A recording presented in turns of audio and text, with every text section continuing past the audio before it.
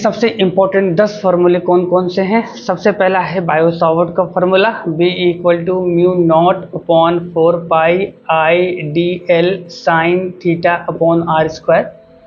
क्या होता है ये, किसी भी नॉन यूनिफॉर्म वायर में यह करंट एलिमेंट, यहाँ पे अगर करंट आई चल रही हो तो इसको डीएल लेंथ अगर ले लेंगे, इस डीएल लेंथ की वजह से कितना फील्ड बनेगी, यहाँ पर किसी डिस्टेंस आर ले लेंगे, कोई पॉइंट पी है, बी की वैल्यू यहाँ पर ये होगी। दूसरा सबसे इम्पोर्टेंट फार्मूला है कि अगर कहीं कोई वायर हो, वायर में दो केस बनता है, एक फाइनाइट वायर बनेगा, दूसरा बनेगा हमारा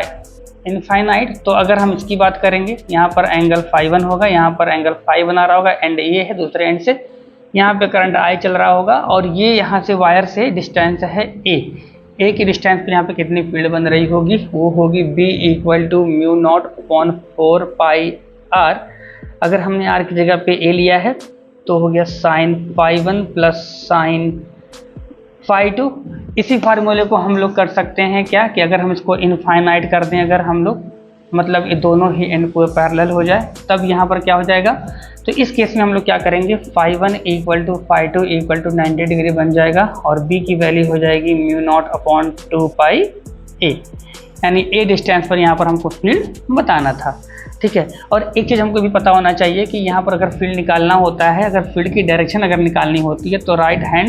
ये थंब रूल लगाएंगे यहाँ पर, इसको हम लोग जब फिंगर को घुमाएंगे इस डायरेक्शन पर, तो अगर करंट इधर जा रही है, इस थंब को करंट की डायरेक्शन में कर देना है और जहाँ पर फील्ड निकाली उधर फिंगर को फैलाना है। और हमारा ये पाम रूल है एक्चुअली, तो हमारा ये जो पाम जिस साइड में होगा उधर ही फील्ड बन रही होगी, तो इस केस में फील्ड बन रही है अंदर की तरफ। तीसरा हमारा क्या फॉर्मूला बनेगा यहाँ पर, अगर किसी सर्कुलर कॉइल में अगर करंट अगर चल रही है, इस कॉइल में अगर करंट चल रही है, तो कह रहे हैं कि इसके एक्सिस से, अगर मान लो कि इसकी रेडियस ए है और यहाँ पर कोई पॉइंट पी है और यहाँ से एक्सिस डिस्टेंस है ये, तो कह रहे हैं कि यहाँ पर फील्ड कितनी बनेगी, तो B = हो जाएगा mu naught R square upon 2 R square plus X square whole power 3/2। अगर हम लोग इसी को सेंटर पे निकालें कि भाई अगर x की वैल्यू यहाँ पर 0 करवा दें, अगर हम x की वैल्यू अगर 0 करवा दें इसमें, तो हमारा b की वैल्यू क्या हो जाएगा, म्यू नॉट आई, यहाँ पर i लगा लेना है, अपॉन ये r से r कट जाएगा, x 0 हो ही चुका है, तो हमारा बन जाएगा ये 2r। ये हमारी जो है सर्कल के सेंटर पे हमारी होती है मैग्नेटिक, अगर करंट कहीं चल रही है तो सेंटर पे कितनी फील्ड बनेगी, ये हो जाएगा। चौथा क्या है, अगर कोई मैग्नेटिक फील्ड के अंदर कोई चार्ज पार्टिकल एंटर करता है किसी एंगल थीटा पर, उस पर कितना फोर्स लगेगा, F = QVB साइन थीटा लगेगा। इसी तरीके से अगर किसी मैग्नेटिक फील्ड के अंदर कोई एक करंट कैरिंग कंडक्टर रखा हुआ है, इस पर करंट I चल रही हो, मान लो कि ये कोई कंडक्टर है यहाँ पर, है ना, इसमें करंट अगर I चल रही हो, करंट I चल रही हो, तो कितना फोर्स लगेगा, F = IBL साइन थीटा लगेगा। 6 वाला होता है लॉरेंज फोर्स, यानी F = क्या है, F magnetic plus F electric. इसका मतलब क्या है कि अगर कहीं पर इलेक्ट्रिक और मैग्नेटिक दोनों ही फील्ड प्रेजेंट है, अगर मैंने इलेक्ट्रिक बना दिया मैग्नेटिक फील्ड और इसी के साथ में बना दिया, इसी के परपेंडिकुलर में बना दिया हमने इलेक्ट्रिक फील्ड, और अब कोई चार्ज अगर इसमें एंटर करता है तो उस चार्ज पर कितना फोर्स लगेगा, क्योंकि मूविंग चार्ज पर दोनों ही फोर्स लगाएंगे, इलेक्ट्रिक फील्ड भी लगेगा और मैग्नेटिक फील्ड भी लगेगा। तो फोर्स, जो मैग्नेटिक फोर्स है इसको हम लोग QV कर सकते हैं साइन थीटा, प्लस इसे कर सकते हैं हम लोग Q × E। अगर वेक्टर फॉर्म में अगर लिखेंगे इसको हम लोग कर सकते हैं V × B plus E।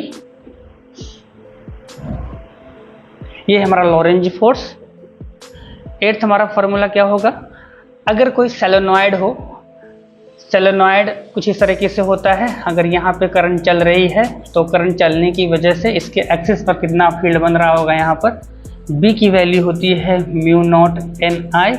Small n क्या है, यहाँ पर n अपॉन l को हम स्मॉल n कहते हैं। n क्या है, टोटल नंबर ऑफ टर्न्स, कितने टर्न्स बने हुए हैं वो n है, और l होती है टोटल सोलेनॉइड की लेंथ। इसका मतलब यह है कि number of turns per unit length. 9th क्या है,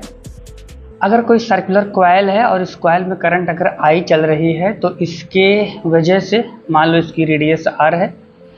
कह रहे हैं किसी पॉइंट P पर जो कि एक्सिस से दूरी है इसकी A, ये सेंटर है इसका, यहाँ पर अगर कोई फील्ड अगर B बन रहा हो तो वो कितना बनेगा,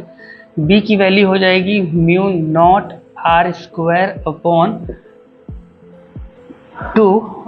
are square plus X square to the power 3/2।